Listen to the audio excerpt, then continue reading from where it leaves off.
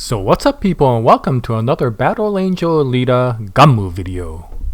So today's video is another one of those what if sort of videos. Now this is a theme that Jaya suggested a while back, and I've done a couple of these in the past. The first one was what if Alita was resurrected with her memory intact, and the second one was what if Hugo never died in the original series. So this one is the third one, and I came up with another question, and because of that I wanted to bring it up in a video to ask you guys your opinions with regards to this particular question. Now before I start, I do want to give my spoiler alert. I will be going over a lot of the things that happen at the end of the original series, as well as comparing it to some of the things that occur within Last Order. So I would say that if you haven't read up to the end of Last Order, then you may want to turn off this video if you do not want to be spoiled. But if you're interested, yeah, please join us. And with that, that is my spoiler alert. Okay, so this is a question that came up quite recently while I was thinking about various things. And this is with regards to the ending of the original series, the ending that got retconned, and how it compared to the ending of Last Order. Now, for anybody who has read up to the end of Last Order, you know that the ending of Last Order goes similar to the ending of the original series, but not quite. And so I do want to delve mostly around the original series because that's where I want to focus on the what if and go over the ending for that. So if you recall, the ending of the original series happens with Alita saving the people of Iron City, Zalem, and Jeru because the Melchizedek decided to go and commit suicide, and it ejected its core. And because of that, the entire space elevator became extremely unstable, and there was a possibility for all of Zalem and Jeru and the entire space elevator to come crashing down on Iron City. And so to save the people of all three cities, Alita decided to sacrifice herself by taking a nanomachine solution all the way up to the top of the space elevator where it was attached to the orbital ring and release it onto the orbital ring. Now this solution was created by Destinova, and it was something where the nanomachines would actually spread out into whatever environment it was released, and it would turn any inorganic material into organic material. So this was a material transformation sort of nanomachine. And it seemed to be very aggressive in that it did it in a very quick manner. And so Alita understood one thing during that time, that when she went up and released the nanomachine, since she was an inorganic entity, she would basically be eliminated by the nanomachines. But she understood what was at stake, and so she decided to take that sacrifice and save the world at the cost of her life. And of course, by releasing the nanomachines, she did save the world, and what you see is a very organic version of Zalem, as well as a very interesting version of Jeru as the result of the release of the nanomachines. But with that, of course, the cyborg named Alita disappeared. And what I really enjoyed about the end of this series was the epilogue, where eventually, Figure 4 comes looking for Alita, and she happens to meet with Koyomi, and the two of them go looking for Alita, and they eventually find this completely crazed out version of Nova bouncing around in the top of Jeru. And when confronting him and asking him where Alita has gone, he gleefully leads them to this very unusual organic nodule, which turns out to be an incubator. And when Figure 4 tears the nodule apart, a human version of Alita comes out. So the nanomachines, although they got rid of the cyborg Alita, rebuilt her into a human form. And with that, Alita is reunited with Figure 4 And that is how they end the comic. And to me, it was an extremely emotional ending. Now, if you go to Last Order, for people who have read Last Order, you know that Last Order is very much extended version of the very last chapter of the original series. And by extended version, it's a really extended version, but it basically follows a similar plotline.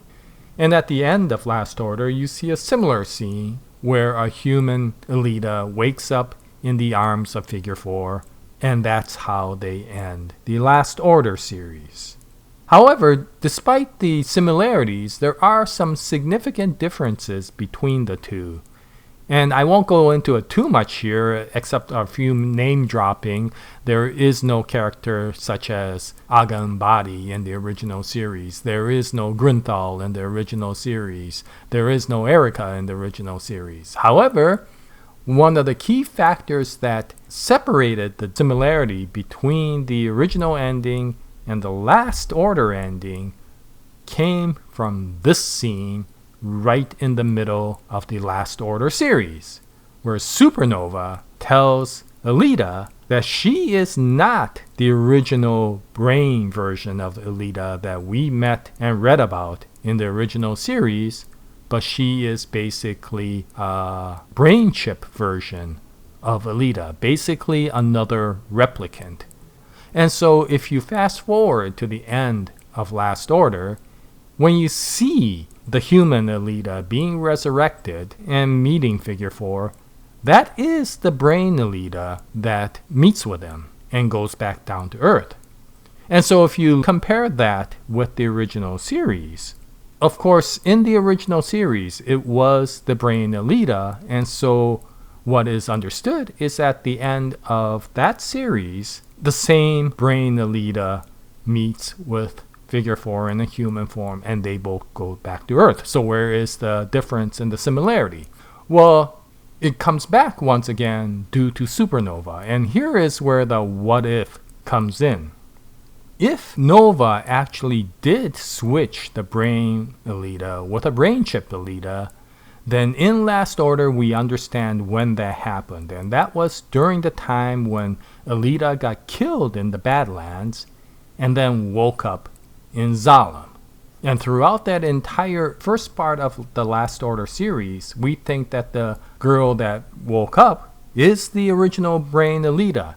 It is only during the time when Supernova tells Alita that she is a brain chip form that she finds out that Nova switched the brain during that time between the Badlands and Zalem. And what's interesting then is that that part actually does occur in the original series as well. Alita is resurrected up in Zalem after dying in the Badlands in the original series as well. So the what if is, what if Nova did the same thing in the original series? What if Nova switched the brain with the brain chip, and the Alita that we see at the end of the original series is a brain chip Alita, and the brain was actually incorporated into a brain network that is part of the Melchizedek. And so I was thinking about this for a while and wondered, okay, so if that happened, and if it was the brain chip Alita that gave her sacrifice to save Iron City, Zalem, and Jeru, then the sacrifice was, of course, to release a set of nanobots that would actually turn all inorganic material into organic material. Namely, everything will become biological, and because of that, that is how Alita's cyborg body turned into a human body. But if that's the case, wouldn't the same nanobots look at her brain chip and rebuild it back into a brain? Now, that's assuming that the nanobots know how to build a brain. But if it could build Alita's complete anatomy as a human body, why would it not know how to build a brain? And so if that happens, then what we get at the end is very similar. We have Alita that is human. We have a Alita that has a brain, and it is this brain Alita that meets with Figure 4 and goes back to Earth to live happily ever after. However, in this particular case, this Alita, this brain Alita, is not the original brain Alita, because of course this is a transformation into a human form of the brain chip Alita. In which case, where is the brain Alita? Well, the brain Alita is still in the Melchizedek. So what happens to the Alita that we read through 90% of the original series, which gets stuck in the Melchizedek, and it's only in the last chapter that this brain chip Alita comes in, and it's the brain chip Alita that goes back and lives with Figure 4. What happens to the character that we've read and loved so much through the majority of the original series? You can't just drop her, right? Well, I guess you can. And so you start thinking, what happens to the original Alita, who's now captive in the brain network of the Melchizedek? Okay, so at this point I will kind of break it up into various possibilities. So the first one is that all of the brains up in the brain network was destroyed by the nanobots when it was going through that transformation. They basically consumed everything, rebuilt everything into organic form, and in so doing, everything in the brain network, including the original Alita brain, gets destroyed. In which case, of course, there is only one Alita left, and that is the Alita that goes back down, so everything is solved. However, it's not particularly a satisfying solution because of the fact that, first of all of the brains in the network get destroyed, which means the original Daisuke Ito, the original Destinova, the original Lou Collins, all of that gets destroyed. Now, we don't ever get to meet any of these characters with the exception of Lou Collins, which we get to meet a little bit at the end of Last Order. But we don't really get to become very close to her, so it may not impact us all that much. But the important thing is that, of course, the original Alita, the Alita that we traveled with throughout the original series, is destroyed. Now, of course, the replicant Alita has all of the feelings and the memories of the original Alita, so you could say she is a good copy of that. But in any case, it is not particularly satisfying to know that the Alita that we came to really relate to is destroyed during that transformation. So then there is the other possibility, which is that because the nanobots were machines that transform inorganic material into organic material, there would be no need for them to try to transform anything that's already organic, in which case it may leave the brains that are in the network intact. Now the question will be, of course, if it does leave the brains intact, will they survive in an organic environment without the Melchizedek taking care of it? Now, that goes beyond into much greater detail, and we could go into much longer discussions for that, and I don't want to do that here. So I will assume that all the brains can survive the extended time that it's in this transformed brain network until the people find them. But it may take a while because of the fact that, of course, many of the people may not realize that there is a brain network out there, because of course there is always the counterpart to every one of the brains that are in the Melchizedek, right? There is a Daisuke Ito already on Earth. There is a Destinova that's gone crazy, right? And so would they really look for these other brains? Maybe, maybe not. So this may actually extend the time at which these brains get discovered. And this may become a problem, of course, for somebody like Figure 4, because of the fact that if they eventually find these brains and resurrect them back as humans, then there will be another Alita. But this Alita will have the memories all the way up to the point that she was killed down in the Badlands. She won't have any memory of Zalem. She won't have any memory of her sacrifice that she made or the other Alita made.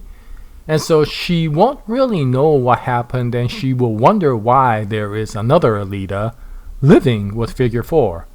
And the difficulty, of course, will be is not only is there another Alita, they may have been together for quite a long time, in which case, can Figure 4 relate back to the original Alita that he actually got together with? Now, this will be interesting because Figure 4 isn't the sharpest knife in the kitchen drawer. We know that because of the fact that he almost tried to make out with Zex. When she was AR number 6. Until, of course, Zex beat the crap out of him. And so he may not even realize that this other Alita is the original Alita and may get angry at this new Alita, which is the original Alita, because he's been already having a relationship with this other Alita, which is a different Alita, which he thinks is the original Alita. Yes, it's very confusing, and considering how Figure 4 isn't the sharpest knife in the kitchen drawer, he probably will get extremely confused. But of course, there is another possibility, which is what we see in Last Order. In Last Order, the original Alita was the brain Alita that got together with Figure 4 and went back to Earth. But there was also another Alita at that time. And the other Alita at that time sacrificed her relationship with Figure 4 so that she could go back into space and reunite with the people that she loved when she was Yoko, which was Erica, and anybody else who may be left from the past that she could meet. And of course, that is what we're seeing in Mars Chronicle. So if that is the possibility, this Alita that gets resurrected may potentially be able to say, okay, I will sacrifice my relationship with Figure 4 and do exactly the same thing, which is to go back and see Erica. Except, of course, in the original series, there was no Grunthal. There was only the Mars military. So is there a Erica? Is there anything for her to go back to? Well, there's still something probably that she could look for in her original life. Although, considering how cold Yoko was, will there be anybody who will be able to meet her and reunite with her warmly? That is hard to say. So that is why I will be a little bit greedy and say there is a Erica. There is potentially a Gelda that we don't know what's happened to her, but actually gave her a very warm relationship in the past. And so if Erica does exist, then this other Alita, which is actually the original Alita, may go to space to meet and reunite with her. In which case it is ironic because then it is a switch. It is the brain chip Alita which turned into an organic entity which goes back to Earth with Figure 4, and it is the brain Alita that will go into space and meet Erica. But in what form? Is it in human form? Is it in cyborg form? Can a human brain that is rescued by the rest of the people in Iron City, Zalem, and Jeru be able to turn that Alita into a human Alita? And would that Alita want to turn into a human Alita? So, here are the possibilities. If you go by the nanomachines, the answer is no, because of the fact that the one who invented the nanomachines is Destinova. And we all know this is the Destinova that comes out at the end of the original series, and this Destinova has no ability to be able to recreate those nanomachines. So if that happens, the only possibility she can go back with is a cyborg body. Not an Imaginos body, not even a Berserker body, but potentially a tuned body. Because the Imaginos body was invented by this crazy guy again, so we can't rely on him. We don't know if there is yet another Berserker body. I'm not sure if Alita will want a Berserker body. And so the only possible body she might be able to get her hands on is a tuned body. Because there were so many AR replicants, there may still be another version of that AR replicant body in the tuned organization up in Zalem. And what's interesting is if there was, that might actually have been turned into a human Alita form when the nanobots transformed everything into an organic version. So there could be a possibility that Alita goes back to Mars as a cyborg. There could also be a possibility that Alita goes back to Mars as a human. Now, the one last possibility for her to become human is what we see at the end of Last Order. What we find at the end of Last Order is that Jiru's technology has become so advanced that they could actually manufacture a human body. And that's exactly how the Alita in the Last Order series gets a human body. So if that technology still exists and if it wasn't destroyed by being turned organic, then Alita might also still be able to get a human body using that particular machine to build her a human body. So there are multiple ways you can go to write a story that can potentially give the original Alita a human body as well, in which case there will be two Alitas with human bodies. Now what's interesting is, of course, there is most likely not a Aga body. There is most likely not some of these other characters that came out in Last Order, because if they did, they would have appeared sometime at the end of the original series. Sure, they may not have been around when Alita challenged the Melchizedek. The Melchizedek decided to commit suicide, and Alita saved the day. But considering Aga Mbadi is such an important person up in Jiru, when Lou Collins and Vector and everybody else decided to unify Iron City, Zalem, and Jiru, there would have been a significant resistance coming from somebody like Aga Mbadi. The fact that you see in the epilogue that the entire network is unified indicates that Aga Mbadi didn't exist. And if that's the case, then there is no reason why everything that you see in Last Order would occur in the original series, in which case all of what I just talked about may be moot because of the fact that there is no reason why Destinova would have switched the brains if all of these other things were different as well. There doesn't have to be everything to be parallel. But this isn't about what is right or what is wrong with the story. This is about a what if.